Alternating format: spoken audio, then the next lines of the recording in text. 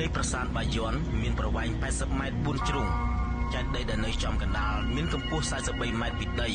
ប៉ុន្តែមានចេតិយចំនួន54ទៀតដែលមានកម្ពស់ខុសៗគ្នាបង្កើតបានជាចេតិយមួយក្រុមហើយនៅកំពូលចេតិយនៅជ្រុងទាំង4គឺជាចម្លាក់យ៉ាងធំនៃព្រះពុទ្ធគង់ស៊ីអ៊ីមធ្វើអំពីថ្មសរុបទៅនៅលើចេតិយទាំង54មានរូបព្រះពុទ្ធចំនួន216ហើយបែបនេះហើយធ្វើឲ្យជនជាតិខ្មែរសន្និដ្ឋានថាព្រះបាទជ័យវរ្ម័នទី7ប្រកាសជាមានរូបរាងដូចរូបព្រះពុទ្ធគង់ស៊ីអ៊ីមនេះខ្លាំងហើយ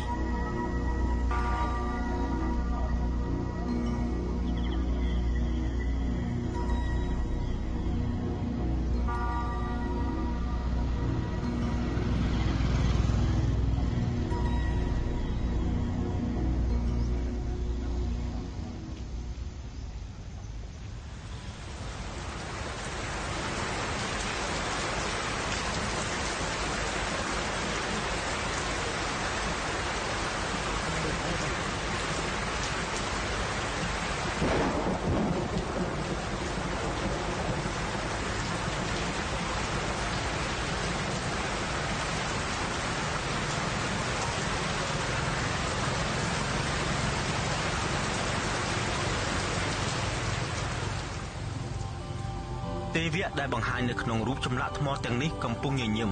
ហើយសូម្បីតែវាឥឡូវនេះវាងងឹតទៅហើយតែដោយសារពន្លឺដ៏ភ្លឺនៃព្រះច័ន្ទយើងនៅតែអាចមើលឃើញស្នាមញញឹមទាំងនោះជាយូរយារណាស់មកហើយសិប្បករបុរាណបានកសាងកន្លែងសម្រាប់គោរពបូជាដល់ទេវៈហើយគណៈពេលដែលពួកគេបានបាត់បង់ជីវិតរហូតក៏ដោយក៏ស្នាដៃរបស់ពួកគេនៅស្ថិតស្ថេរនៅឡើយនៅពេលដែលព្រះអាទិត្យរះម្ដងអ្វីដែលទទួលពន្លឺមុនគេគឺកម្ពូលដ៏ស្រួចនៃកន្លែងគោរពទេវៈហើយបាសាបាសីស្រែកច្រៀងនៅពេលព្រឹកព្រលឹមបន្តជាមួយការសូត្រធម៌របស់ព្រះសង្ឃនេះជាកិច្ចការនៅពេលព្រឹកព្រលឹមដែលគេធ្វើជារៀងរាល់ថ្ងៃ